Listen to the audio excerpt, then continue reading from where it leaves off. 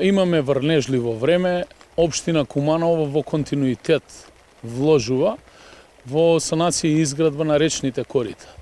Во изминатиот период инвестиравме во уредување на речното корито на река Липковка и дел од река Кумановка. Во делот кај градскиот парк и дополнително на локација Средорек. Токму поради овие инвестиции на општината, ние денеска не се соочуваме со децениските проблеми на излевање на речното корито. Во изминатиот период вложивме и во чистење на речните корита и барам од граѓаните да ги одржиме чисти.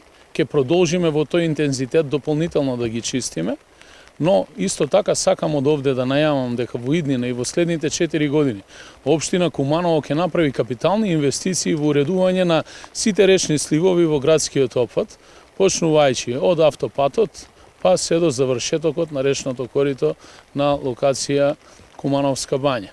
Со тоа ќе добиваме и нови површини, каде што ќе може да се уредат и постоечките зелени појаси и реконструкција на градскиот парк во Куманово во нов современ смарт парк и дополнително зелениот појас на локалитет Проевце, каде што сакаме да изградиме нов зелен појас, градски парк и едукативен центар за одржување на летни училишта на најмладите. Дополнително и нов парк на локалитет Карадачки одреди или населба Тоде Мендол.